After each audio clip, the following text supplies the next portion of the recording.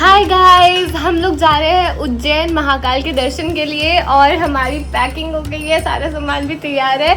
अब हम लोग सिर्फ निकलने वाले हैं। रात के 8:30 बज रहे हैं, हमारी 11:30 बजे की ट्रेन है और अब हम निकल रहे हैं घर से। पहले भैया के पास जाएंगे, उन्हें मिलेंगे और उसके बाद हम लोग सब मिलके न्यू दिल्ली रेलवे स्टेशन जाएंगे, जहाँ से हमें हमारी ट्रेन मिलेगी। तो चलो जल्दी से चलते हैं। हाय, एक्साइटेड? Very excited. रात के 9:15 बजे हैं और हम लोग कैब करके पहुँच गए न्यू दिल्ली रेलवे स्टेशन के लिए। हम यहाँ से थोड़ा जल्दी पहुँच जाएंगे, हमें 1-1.25 घंटा लगने वाला है स्टेशन पहुँचने में। लेकिन हमेशा जल्दी ही पहुँचना चाहिए जब आप ट्रैवल कर रहे हो, क्योंकि ट्रेन लेट हो सकती है लेकिन आप नहीं। हम ट्रेन में आ गए। हमारी ट्रेन का नाम है दीन दयालु करके कुछ है। अरे कहना क्या चाहते हो? ये इसका last station doctor Ambedkar Nagar है और अब हम ट्रेन में बैठ गए। ये स्लीपर ट्रेन है हमारी, बॉटम वाला और मिडिल वाला बर्थ है, दोनों साइड। AC 3 टायर है। AC 3 टायर है। स्लीपर वो होता है जिसमें AC नहीं होता, ये AC 3 टायर है जिसकी सर्विस हम मिल रही है। लेकिन सो इसमें भी सकते हैं।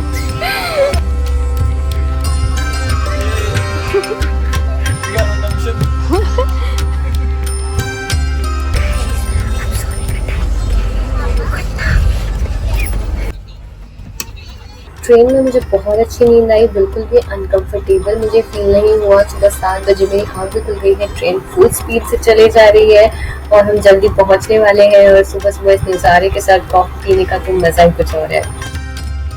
10:10 पे सुबह हम पहुंच गए उज्जैन स्टेशन और यहाँ पर बाहर ही बहुत सारे ऑटो खड़े रहते हैं, पर बहुत ज़्यादा गर्मी भी है। यहाँ से 50 रुपये सवारी पे हमें ऑटो मिला है महाकाल गेट के आसपास, क्योंकि हम मंदिर के आसपास ही रुकना चाहते थे जिससे ज़्यादा दूर न जाना पड़े। हाय गाइस, अब हम पहुंच चुके हैं उज्जैन और यहाँ पर आप देख सकते हो पूरी रोड पे होटल्स और रेस्टोरेंट्स वगैरह ही है। तो अभी हम एक होटल करेंगे, वहाँ पे रुकेंगे, देन फ्रेश वगैरह होके चेंज करके हम लोग जाएंगे घूमने के लिए। तो अभी हम यहाँ पे बैठे हैं, वेट कर रहे हैं, भैया देखने गए रूम्स, तो जहाँ भी अच्छा सा मिलेगा तो हम वहाँ पे जाके फिर रुकेंगे।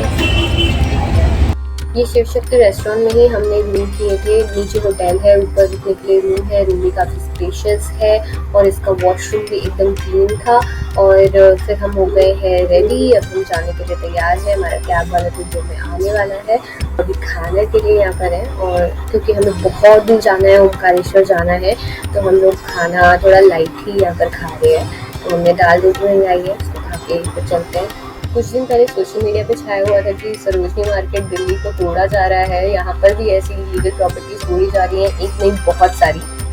शाम के 4 बज रहे हैं और हम पहुँचने वाले हैं नवग्रह शनि मंदिर। यहाँ पर 2 शनि मंदिर है, एक बाई गाँव में और एक है त्रिवेणी घाट पर, जिसे त्रिवेणी शनि मंदिर पर कहा जाता है। ऐसा कहते हैं कि उसे राजा विक्रमादित्य ने करीब 2500 साल पहले स्थापित किया था और ऐसी मान्यता है कि यहाँ पर पूजा करने से 7.5 दूर होती है शनिदेव की। तो आप जो भी कार वाला करेंगे उन्हें बता देना, वो आपको दर्शन करा के जाएंगे।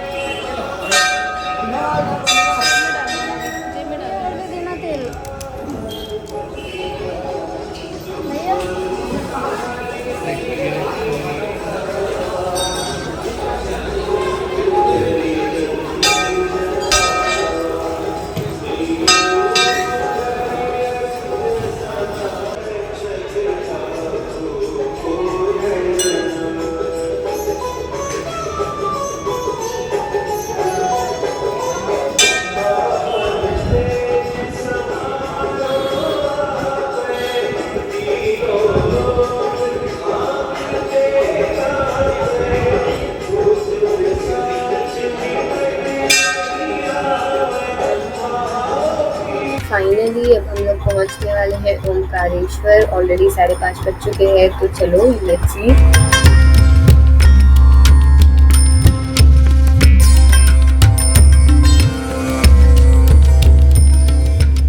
डायरेक्ट डालोगे तो अपने हाथ से भगवान के पास ही जाएगा। ठीक है, महंगाई है, हमको मोल लेना पड़ता है, इसलिए हमारे घर थोड़ी बनता है। यहाँ पर ऐसे पूरा मार्केट है जहाँ से आप प्रसाद, फूल, गंगा जल, गुलाब जल ये सब ले सकते हो और जाके फिर भगवान पर चढ़ा सकते हो। हमारे ड्राइवर भैया ने हमें एक्चुअली बताया कि यहाँ पर ओमकारेश्वर के साथ साथ ममलेश्वर ज्योतिर्लिंग नाम से भी एक मंदिर है। तो ये एक ही शिवलिंग के 2 खंड माने जाते हैं और आपको पहले ओमकारेश्वर के दर्शन करने होते हैं और उसके बाद ममलेश्वर के दर्शन करते हैं, तभी आपकी यात्रा सफल होती है। यहाँ गोमुख घाट से हम लोग बोट राइड बुक कर रहे हैं। ये 50 रुपीज़ पर पर्सन है और ये यहाँ से ये नदी पार करा के हमें ओमकारेश्वर तक लेकर जाते हैं।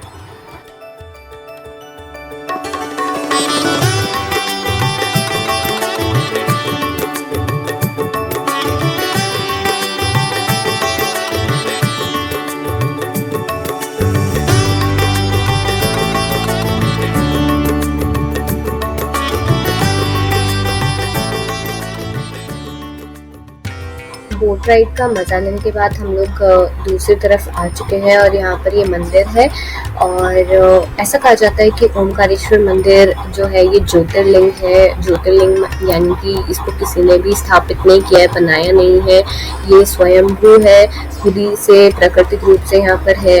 यहाँ पर इतनी ज़्यादा भीड़ थी सिर्फ ज्योतिर्लिंग के दर्शन करने के लिए कि हमें कम से कम नहीं तो 2 घंटे लगे हैं पूरा ऊपर तक मंदिर में जाने में। और उसके बाद हम लोग गर्भगृह में गए। गर्भगृह में भी इतनी ज़्यादा भीड़ थी कि दर्शन करने के लिए भी बहुत ही मुश्किल हो रही थी।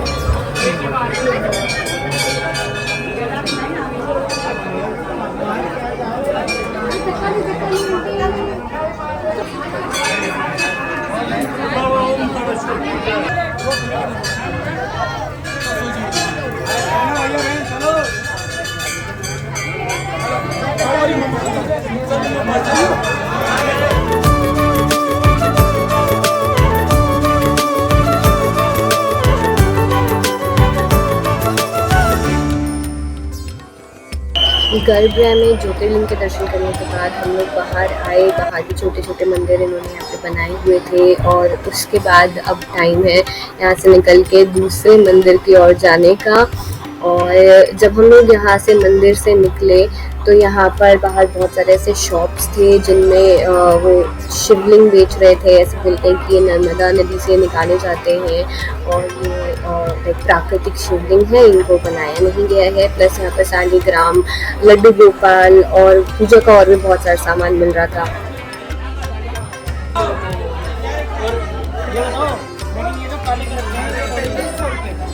ये बताओ, अरे बताओ भैया, टाइम नहीं हमारा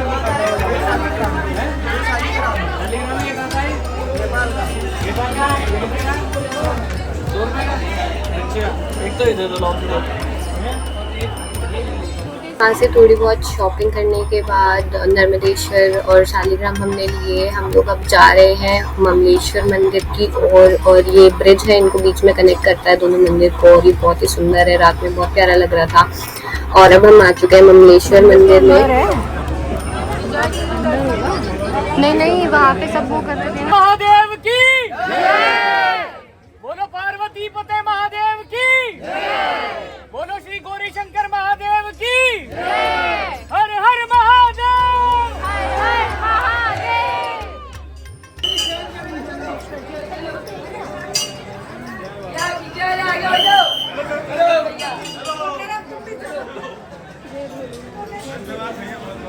ओमकारेश्वर और ममलेश्वर दोनों करने के बाद ही आपके यहाँ से दर्शन सफल होंगे, पूरे होंगे।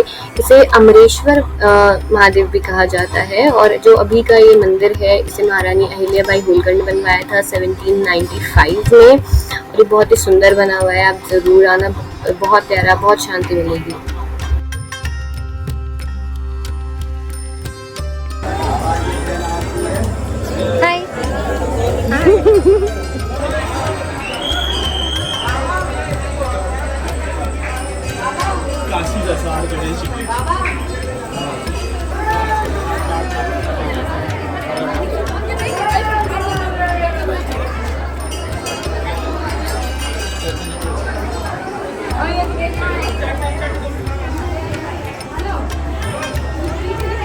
यहाँ से निकलते निकलते हमें रात के 10 बज चुके थे और उस टाइम इतनी ज़्यादा बारिश हो रही थी कि बहुत ही प्यारा मौसम हो गया था। दिन में जितनी ज़्यादा गर्मी थी उतनी ही ज़्यादा शाम के टाइम मौसम अच्छा हो गया था। इसके बाद हम लोग रास्ते में रुके होटल पंचवटी पे। यहाँ पर हम लोग ने खाना वगैरह खाया। ये हमारे ड्राइवर भैया ने रेकमेंड किया था। सुबह से घूमते घूमते बहुत भूख लग रही थी और रात के 11 बज रहे थे, तो वापस जाके तो हमें कुछ मिलने वाला नहीं था। हमने यहाँ पर दाल मखनी, बटर नान, पनीर ऑर्डर किया था। इनके प्राइसेस भी बहुत सही थे और इनका खाना भी बहुत अच्छा था और होटल भी बाहर से काफ़ी सुंदर था।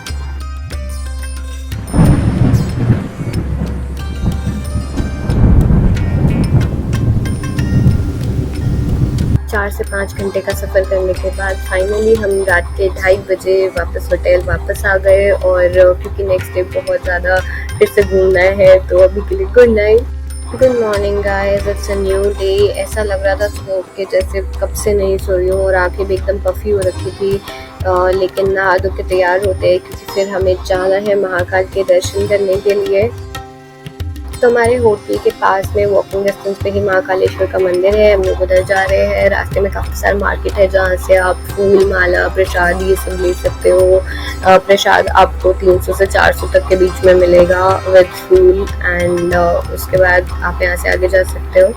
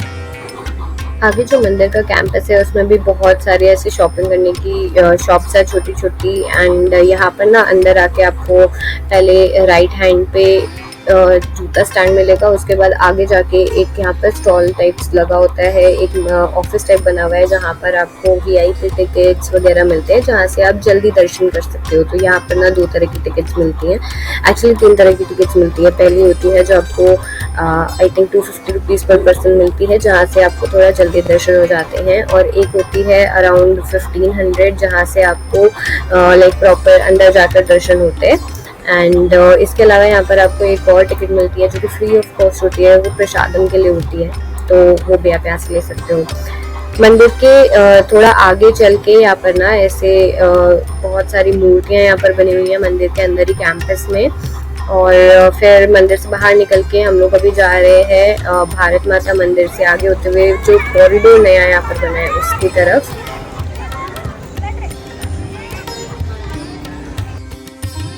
कॉरिडोर है, इसको महाकाल लोक कॉरिडोर कहा जाता है। इसका इनॉग्रेशन प्राइम मिनिस्टर जी ने आई थिंक 2022 में किया था। इसमें महाकाल के अलग अलग रूप दिखाए गए हैं, जैसे ये समुद्र मंथन का सीन यहाँ पर लिया गया है, बहुत ही प्यारा लग रहा है और देखकर ऐसा लगता है कि बस मतलब यही रियल है, यहीं पर रुक जाओ, बहुत प्यारा लगता है। और रात के टाइम पे ना यहाँ पर लाइट शो भी होता है जिसमें फाउंटेन शो वगैरह भी होता है। रात के टाइम में और भी ज़्यादा सुंदर लगता है। इसमें यहाँ पर ऐसे समुद्र मंथन के अलावा और भी बहुत सारी चीज़ें हैं, जैसे कि यहाँ पर आगे आपको दिखेगा यहाँ पर रावण दिखाया गया है। जब रावण ने कैलाश पर्वत को उठा लिया था तो वहाँ का सीन यहाँ पर दिखाया गया है। ये भी बहुत ही सुंदर लग रहा था देखने में ओरिजिनल में।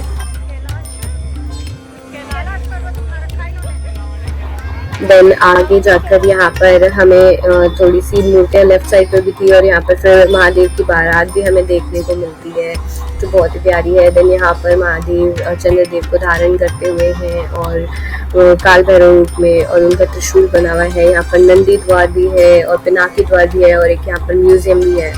हेलो गाइस, अब तो बेहोश होने को हो रहे हैं। गाइस अब हम मंदिर का प्रसादम खाएंगे। क्या खाएंगे? यस। तो यहाँ पर हम प्रसादम के लिए आ रहे हैं। कॉरिडोर पार करने के बाद पूरा यहाँ पर बहुत दूर चल के आना पड़ा है, बहुत गर्मी हुई थी तो हम बहुत ज़्यादा थक चुके थे। श्री महाकालेश्वर मंदिर, अन्न क्षेत्र, चमेली देवी अग्रवाल भवन, और यहाँ पर हम आए हैं हम प्रसादम के लिए। तो ये पूरा कॉरिडोर पार करने के बाद कॉरिडोर के एंडिंग पे बिल्कुल था और बहुत ज़्यादा थक चुके हैं क्योंकि धूप बहुत ज़्यादा है। ये इसके सामने बिल्कुल ये अतिथि निवास भी है, यहाँ पर आप रुक भी सकते हैं और इसके लिए आपको ये महाकालेश्वर मंदिर के द्वारा ही चलाया जाता है। तो इसमें चार्जेस या तो बिल्कुल कम होंगे या निःशुल्क होगा, इसका मुझे आइडिया नहीं, लेकिन ये अगर ऐसा है तो इसमें आपको पहले से काफ़ी 2, 3, 4 महीने पहले से कम बुकिंग करानी पड़ेगी। जब सब कुछ कर लिया है तो अभी फाइनली महाकालेश्वर के दर्शन भी कर लेते हैं। इतनी ज़्यादा भीड़ यहाँ पर है, सभी लोग दर्शन करने के लिए आए हुए हैं और बहुत ही अच्छा लगा यहाँ पर आके। बहुत ही प्यारे यहाँ पर महाकाली जी हैं।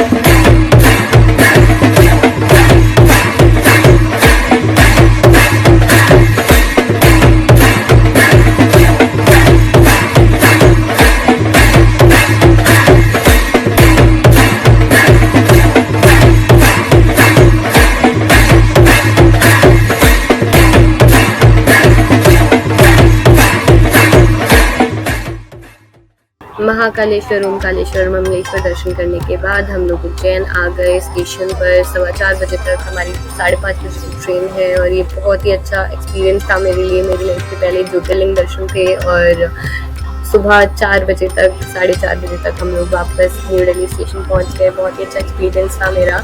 तो जल्दी मिलेंगे नए ब्लॉग के साथ, तब तक के लिए बाय।